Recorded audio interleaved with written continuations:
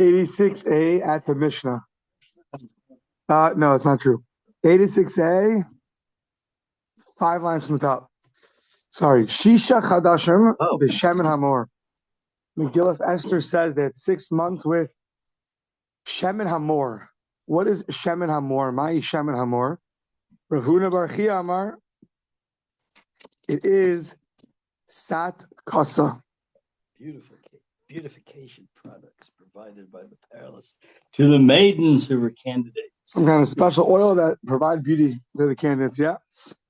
Rav Yirmiyah bar Abba Amar Shemen Zayis Lo Hiviya Shlish. It's olive oil that has not reached a third yet. Not even a third right. Okay. Tanya, Rabbi Yehuda Omer, it says Anfaknon Shemen. What's Anfaknon? Shemen Zayis Shlo Hevi Shlish. Well, if the olive oil hasn't reached the third yet, so what do they use it for? Lama Sachanosa. And the answer is Shemeisir as a seyar uma'adin as a basar. It removes the hair on the skin, and it ma'adin as a basar makes the skin glow, makes it more fine. So that's like what women would use to beautify themselves.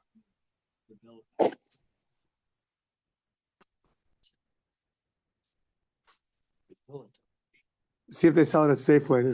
This olive oil, yeah. So, you should bring for the olive oil that was soaked in water. Tanuraban shemen zayis kavush, if it was just sitting there pickled in water, or shalak, or you cooked with it. Shari, you put it into water and you cooked it. Vishal shmarim, or just full of dregs. Vishal reach ra, or it just smells very bad. Lo yav, you can't bring that for the menachos, for the sacrifices. In heavy possible, if you do it, then it's going to be invalid. Now, by you, Rabbah, the third time he's asked this question: what happens when you have invalid oil and you sanctify it? Is it the same prohibition as sanctifying a blemished animal, or is that prohibition unique to an animal and doesn't apply to other parts, such as invalidation of invalid oil? Do you get lashes for sanctifying a blemished animal? Cave in the apostle kibalmum. This is invalid. It's like it's also a blemish. Odilma ain't a balmum elabehema. Or no, that idea of a balmum, of a blemish, is only it's unique to animals and not to other invalidations. And to that we say teku. We'll find out later. Yeah. Okay. Now there was 3. It sounds like on the tree that grew the olives, there was the best crop. The ones on the top got the most sunlight, the middle, and then the bottom. Mm-hmm. So that was one. So, and there was 3. Each one of those olives had the best, second best, and the most inferior. So you had 3 sets of 3. Shlosha zaytim, it was 3 olives, top, middle, bottom. Ubahan, and within these 3 grapes, shlosha shmanim, there was 3 types of oil. So hazayis harishon megagro brosh, you would brosh hazayis. You would take the top, the top olives, and you would pick them off the branch, and then the kotesh, the no senatochasal. You would go and you would put them. You pound them in a basket. Basically, you had this basket. It had holes in it, and under that basket was another vessel. You put into the basket with holes. It's perforated, and you crush it, and then the dregs would stay on top, and the oil would drip through to the vessel under it. That was the first way. And Rabbi Yehuda says no. Rabbi Yehuda Omer, sevivo sasal. Better you put them. You do this on the edge of the basket. There's a better chance that the dregs will stick to the edges and not go through. So you put them on the edges, and from there you crush it, and then you let that olive oil drip, that oil drip. Yeah. So that was Zerishon. That was the first That was the best oil of the first crop. Now, within the first crop, you were chazar v'toen v'kora. Then you went and you put a beam on it, and that got the next part of oil out. Not all the oil comes out in the first crushing. So you got to put a beam on top. Rabbi Yehuda Omer, no. Better to use stones, not a beam, because it sounds like a beam is too hard. Too much is going to come out. The dregs are going to come out and get mixed together with the oil. It's better to use stones. So zeh sheni, that's the second type of oil, class B. So then chazer v'tachan v'tan zeh shlishi. Then finally you again you take all the olives that are left. You take all the ones that are left, and then you crush them again. And those whatever's remaining, those last little bits, that's the third most inferior oil. Yeah. Use a mill. Here, use a mill and use mortar, and then you end up putting I think a beam on it, and you get the last bits out. Yeah. Okay. So Harishon lemenorah, that first class A oil goes for the menorah, and class B and class C goes for the menachos, goes for our flour offerings. That was the first olive. Now Hasheni, the second olive, is a little bit lower down, it's a little less sunlight. Megagro barosha gag v'kotesh v'nosal. Same as before. You go, you take it off the tree, and you went and you crush it into the basket, and it seeps down into the vessel under it. Rabbi Yehuda says no. Sevivos asal. Do it on the edge of the basket. Sevivos asal zeh. Do it on the edge of the basket. Do it on the edge of the basket. Yeah. And then what do you do?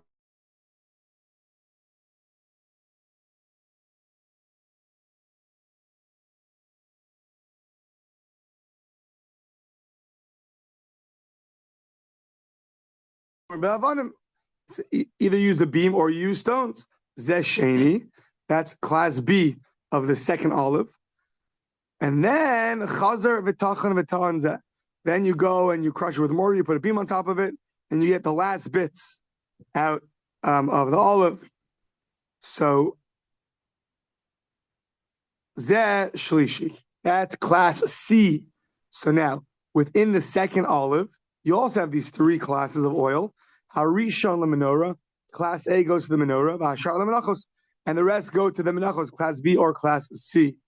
Now you have that third olive that's lowest on the tree, gets the least sunlight, so it first has to spend a little more time ripening. It's not fully ripe yet. So shlishi otena beisavad, you put it into the olive vat, sheyilke, until it gets a little more ripe, and then umale, you bring it up, umeganvo baroshagag, and you go and you dry it off on the roof where it gets a lot of sunlight, because from its time in the vat, some of it already started dripping. So you got to dry it. Yeah, since you put it all for a few days, so it started a little bit seeping out. So you got to dry it off. Okay, so that's that. Then kotesh, then you take it and you crush it. The nose and the tochasal in the basket, and then it seeps down the oil into the vessel under it. Rabbi Yehuda Omer, sevivos asal, no, you put it around the basket. Zeh,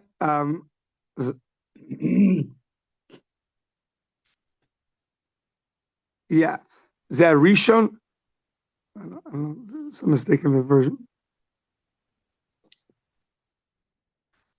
It's supposed to say Zaya Rishon, meaning that was the first and the second. Zaya Rishon uvesheni. Those are the first two things you did with this third type of olive. And then finally, Toin Vikora. And then the third thing you did was you put a beam on it and got the last bits of oil out. Rabbi Yehuda Omer, be'avanim. Sorry, that was the second thing you did was you put the beam on it. Rabbi Yehuda says use the stones. Zeh sheni, that's the second thing you did. And then chazer v'tachan v'tan, then you would crush it again and put the beam on, That's the third thing you would do, and that's called zesh shlishi. The first of the third olive of the best of the class C olive, Arishon Lemeno.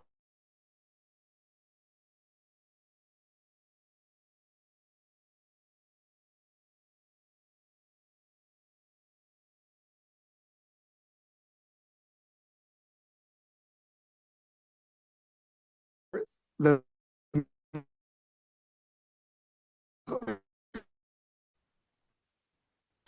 okay. But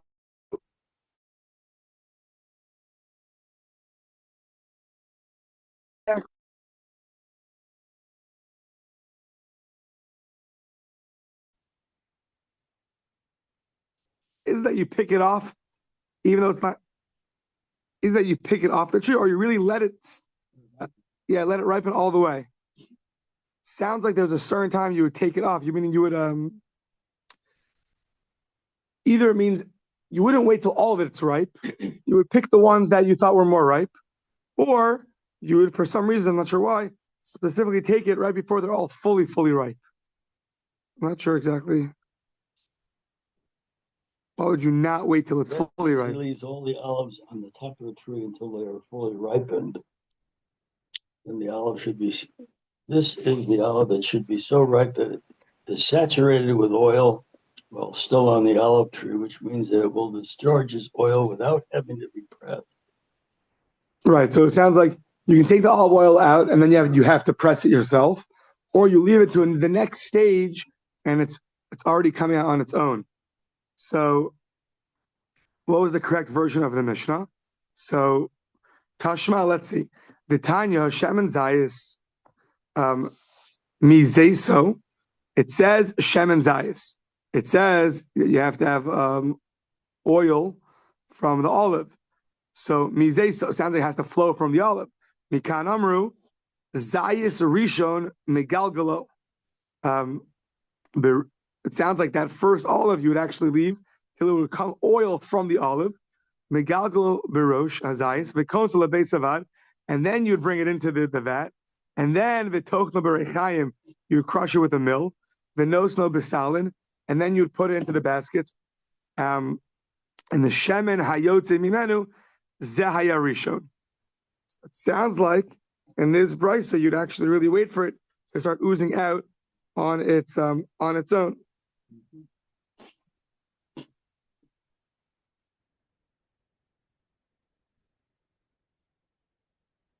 Without any crushing. Then Tan Bekora, Shamanot Timenu, Zaya Shani. Then this Brisa says, if you put the beam on top of it afterwards, what comes out of that is the class B oil. The Chazar Parak Takam Matan Zaya Shlishi. And then you would take it and crush it and you'd crush it and put the beam over. That would be the third class oil. But the first class sounds like you would not need to crush it.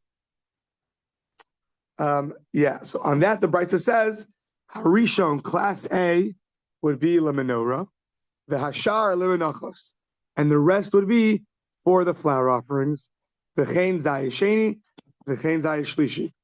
So to the second olive and the third olive on the tree, you do the same thing. Oten beisabat ach yilka.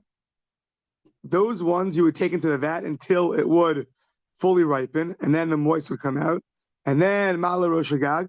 Also, so kimin tomorrow, you put it on top of the roof to dry, and you would make a kimin tomorrow. Kimin tomorrow, it sounds like you make like a heap. It'd be wide on the bottom, it'd be narrow on the top. Achiazu mema, until it would drip out on its own. The konsul lebesavad. Then you bring it to a vat. V'tochno b'reichayim, and then you would crush it. V'nosno b'salim, put it into the baskets.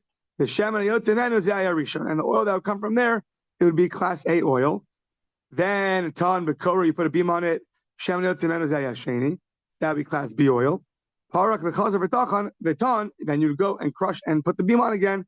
Zeh Haya Shlishi. Harishon the menorah, the Hashar le Menachos. The first one would be for the menorah, and the rest would be for the Menachos.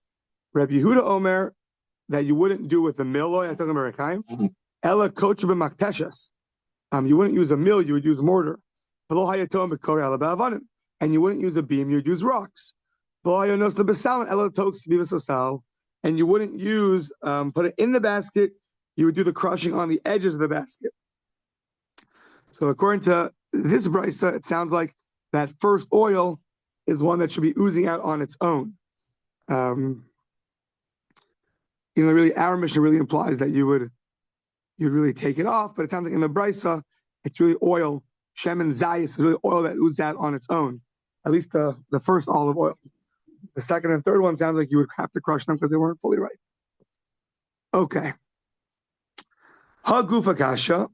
It says our mission itself is a difficulty because it says, some take this out because there's no difficulty that we're talking about.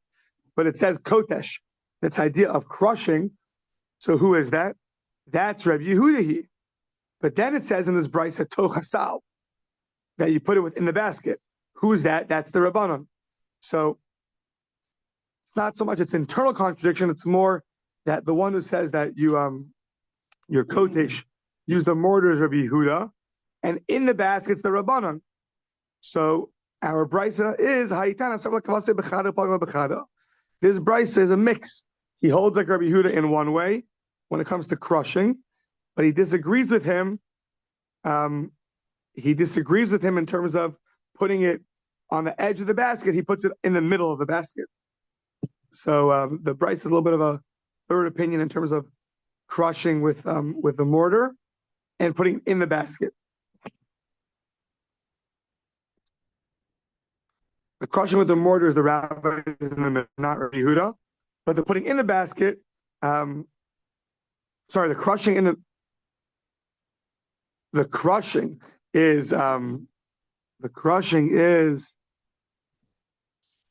Tanakama in our Mishnah, but yet it's Rabbi Yehuda in the Brisa, and the putting in the basket, and putting one second.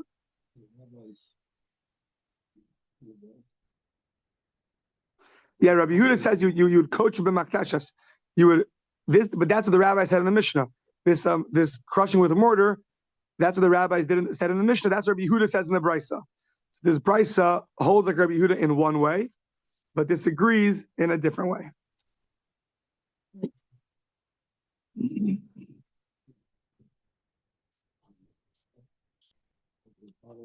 Olive oil. Yeah, so Rabbi Yehuda in the Brisa agrees with the rabbis in the Mishnah that you crush it with the mortar, and that which is in the basket, this Brisa goes like the rabbis in the Mishnah.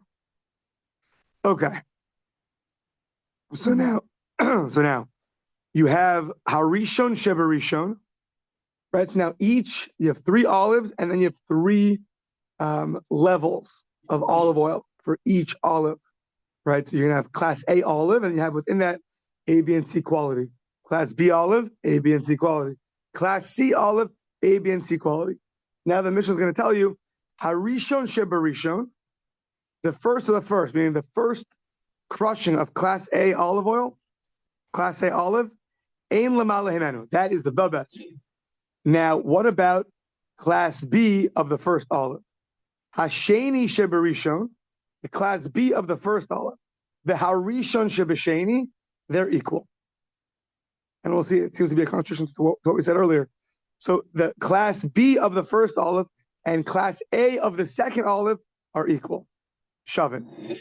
Now, class C of the first olive, Hashlishi Shebarishon, the Hasheni Shebasheni, so class C of the first olive and class B of the second olive, the Harishon Shebashlishi and class A of the third olive are Shavin. Right? So the worst of the best olive is the same as the best of the worst olive. Yeah, so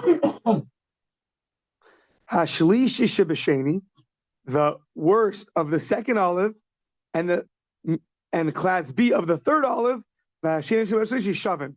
Those are the same. Hashlishi Shebashlishi, the class C of the C olive, Ein Lamate Menu. Nothing worse than that. Says the Mishnah. Bottom of the barrel, yeah, exactly. Says Av Kol Menachos Hayubadin Shitin Ushem and Zayizach. So all the Menachos Hayubadin Shitanu Shemen Zayizach. So it sounds like so too, even for the Menachos, the flour offerings, you should get this clear oil. You should crush it till it gets fine oil. Why? Ma menorah she'eno la'achila. Well, the menorah, you're not eating it, and yet it requires the finest oil. Tuna shemen zayizach. So menachos she'en la'achila, the flour offerings which are for eating, eino din she'itenu shemen zayizach. Should that not require the finest oil? And yet you said that only the menorah gets it. Talmud Lomar, you're right. Zach kasis lamaor, the ain zach kasis lamalachos. Yeah, that's what Torah says. The finest crushed oil, the clearest, is special for the menorah and not for eating. Even though logically you would assume that the ones you're consuming should be as good as one that you're not consuming, but still, the Torah says no. That's special for the menorah. Okay, next page. Correct.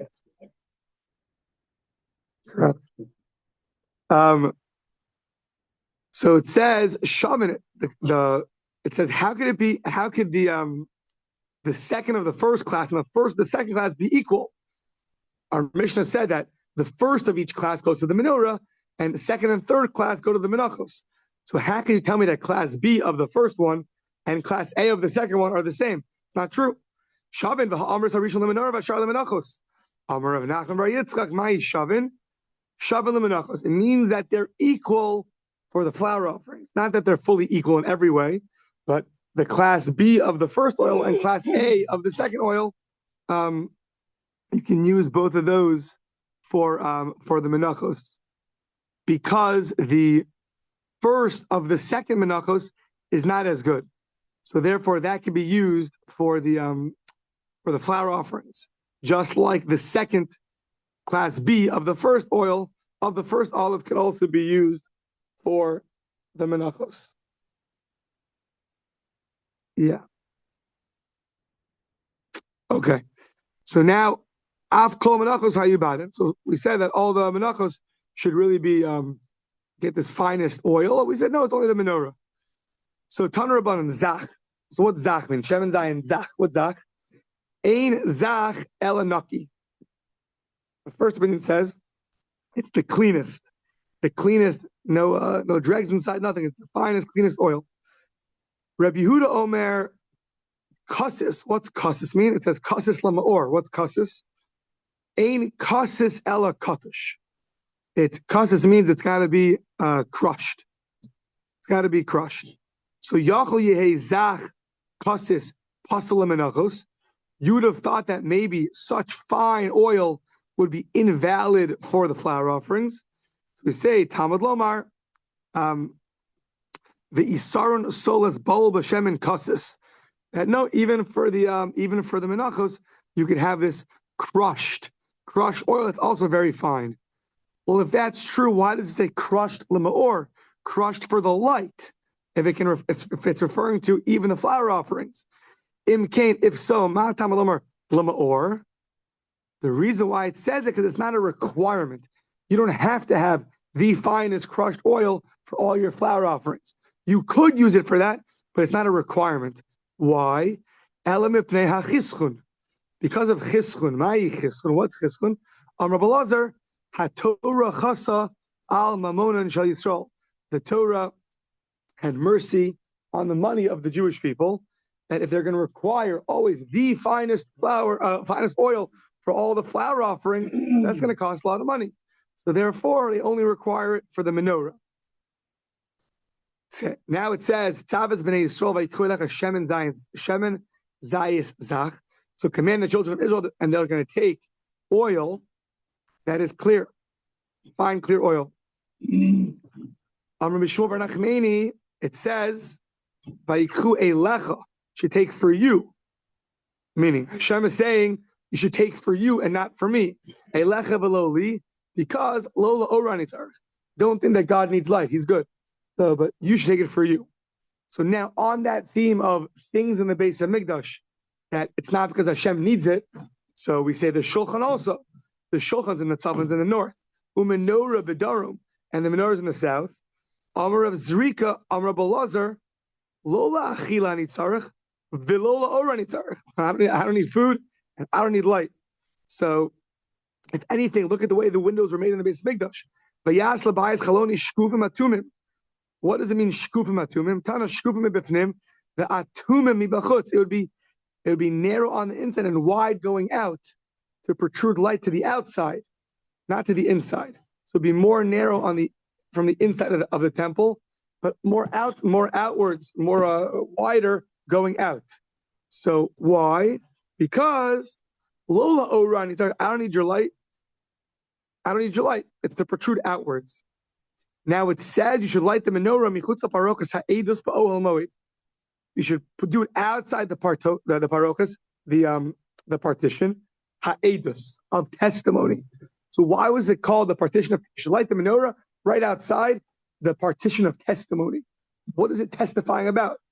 So says the Gemara, edus hu l'chol bay olam. This was testimony to the whole world. Shehashchina shora b'Yisrael, that the Shechina rests with Israel. And if you'll tell me, and you'll tell me, no, maybe God does need your light. Who gave them light in the desert? It was my light that they walked in the desert. They traveled with my light. I don't need light. I'm just here to give you light. So they followed my light, but not that I need light. You need light.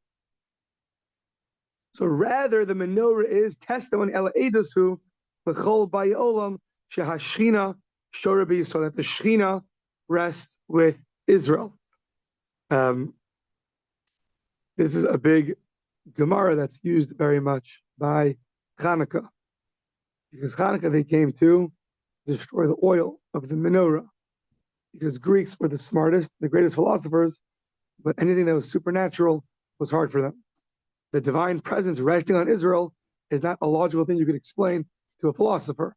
So that's why they were after the menorah specifically, because the menorah was the testimony that the Shechina dwells with Israel, and that's what they want, and that's what we counteracted that by finding the oil, the best one, and lighting the menorah to show that's not true. So now my edusa, how did the menorah show that? So Amarava is a ner maravi. It's the most western candle. Shenostin bashem keneged chavruseha. It would have as much oil as the rest of its friends, but yet it would last. Umimena hayamadlik. You would start lighting from there, and it would be the last one also. Ubahaya masayin. It would be the last one. So they would arrive in the morning to reset the candles. That candle was still going strong.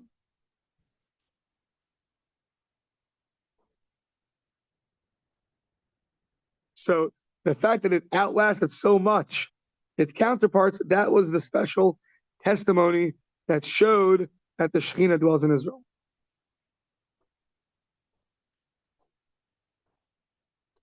Right? Yeah, every morning they would all be extinguished except for one, this Western candle. Yeah. Yeah. Okay. Says that's it for the oil. The oil, we had flour, now we're on to libations. And that's going to conclude the chapter. So, where did they bring the libations from? Me'ayin hayu meviyin es hayayin. So, Kidduchin Atulin Alpha, the place is called Kidduchin and Atulin, best places to get wine from. Alpha layayin. What was second best? Shnia lahen, Beis Rima, Ubeis Lavan Bahar. Beis Rima, this place of Rima, the house of Rima, the house of Lavan, in not that Lavan, but this place Beis Lavan Bahar in the mountain, the Kfar Signa Babika, and the place called Kfar Signa in the valley. Kol Aratos Hayuksheros Elamikana, you may be in. All lands are good to bring wine. These are the best ones. Ein Mevian, now you wouldn't bring it from the Lomi Beis Haslam, the field that needed the most fertilization, the Lomi Beis Hashlaka, not the field that needed the most irrigation, the Lomi Mashin Israel, and not from a field that had other things growing aside from grapes, because it would weaken the grapevine. Vimhevi, if you brought from there, kosher. That's fine. Now, ein meviin halistionin. Sounds like it's very sweet wine that would be in the sun for too long. It'll become very sweet. Vimhevi kosher. But if you bring from there, it's good to go. Ein meviin yashan. Ein meviin yashan. You couldn't bring old wine. Aged wine would not be good. Sometimes aged wine is good, right? Depends where it ages and what kind of wine. I find out that the cheap wine that I buy is not good from one year to the next. It doesn't make it better. But special wine in special places with the right temperature is better. Fine. So, Ein meviin yashan divrei Rebbe. The Chacham said you could bring older wine. Now, what the definition of older wine is, I'm sure the Gemara is going to ask.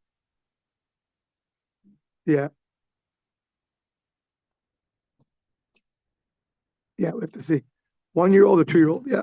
So, Ein meviin lo matok velo meushan velo mevushal. You can't bring sweet wine. You can't bring smoked wine. What exactly is smoked wine? Oh, yeah. So this sweet wine is not the same as earlier sweet wine. This is just too sweet on its own. The grape is too sweet, not because the sun. Yeah. So what does it mean, smoked wine? Yeah, they're very bitter. It's not very bitter. They tried to burn it to sweeten it up, but didn't work out. So, velo mevushal, not cooked. You don't, not cooked either. In heavy, possibly bring it's invalid. The ein meviin min hadalios elama min ha raglios. You don't bring it from the dalios, from the vines that are like a little bit hanging, like hanging vines. It sounds like not so strong. Suspended, not so strong. We say right in the Hallel, we say Al Pesach, Mikimi me'afar dal. That word dal means weak, I believe, right? So ela minha regilios, regular vines that are on the ground, that aren't hanging. Umina kromim, or vineyards, ha'avudin, that have been worked, been plowed. Velo konsonosan bechatzavin, and you don't gather them up, not the ones that have been gathered up in the bechatzavim gedolim, ella bechavios ktanos. So not the ones that have been gathered up in what very, very big, big casks, rather in smaller barrels. Because it sounds like in the bigger casks, when they drip,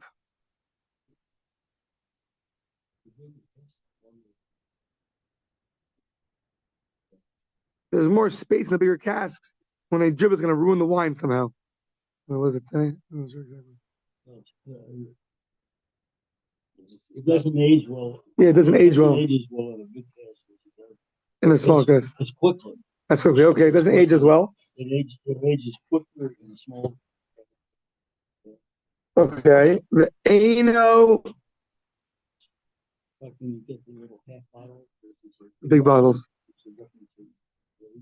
Interesting. Do not fill up the bottle with wine to the very, very top.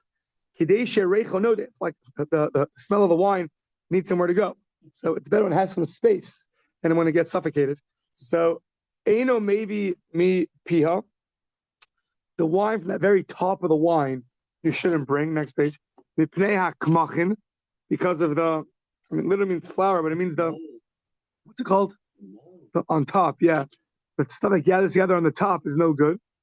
The lo mishulel, and not from the bottom of the barrel. Don't take from there either. Shmarim, because of all the dregs. Ella maybe mi shlisha me'emtzia, from, it's a third in the middle, like the middle third, basically. The middle third. Yeah. So now, how would he check? Kate said, "Who bode kagizbar?" How would he check? Yoshev you put the barrel. He would sit and he would have a vakana biyado, and he would have a reed in his hand. So he would zarak hagir. He would they would tip the barrel over and it would start to drip out. And the more stuff that's more white on top, sour would start coming out. The one that's floating on top would come out. The froth would come out. So hikish bekana, he would like hit it with his reed. And what would that do? I guess he would whack it and say, "I don't want that part. I don't want the part. I don't want that part." Began to stream from the barrel. Treasurer tapped the spigot operator with his reed to indicate that the latter should shut off the flow. Right. So they would open up the spout and it would flow out, and then he would see the froth coming out, and then once they felt it was out, he would take his reed and hit it to signify that that's enough, and the rest is good. Yeah. Rabbi Yehuda Omer Sheieshbo Kmachin Puzzle. If it sounds like if the wine has any of this froth, sounds like all the wine is no good. Shnemar Timimim Yulachem Umin Chasam. Timimim Yulachem V'Nischeihem. Has to be pure. Pure for you has to be pure, meaning it has to be one big product of pure wine. If it has the froth, so then it's not going to be good. Okay. Ein Mevian. So it says you can't bring lo matak, lo mavushav, lo ma'ushav. Too sweet, cooked, too smoked. That meaning it was bitter. They tried to maybe burn it a little bit to make it a little sweeter. That's all no good. Maybe possibly bring in its puzzle. The Hakatani Reisha, it says in the beginning, Ein Mevin has to listonin. Sounds like this liston was also sweet, but in Hevi Kash, if you brought it, it's fine. So what's the difference? Amaravina, Kroch Batani.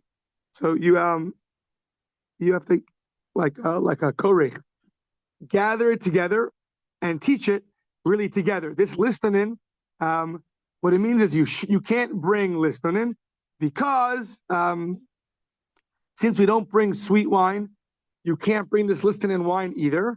And really, you gather the listonin with the other group. You group that listonin with the other group, and it's actually going to be invalid. And it's going to be invalid. Yeah. Ravashi Amar, Chulya de Shimsha lo ma'is. Chulya de Peira ma'is. If the sun sweetened it, so it's not gross. And if it's not gross and you bring it, it's fine. You shouldn't do it ideally. You do it, it's fine.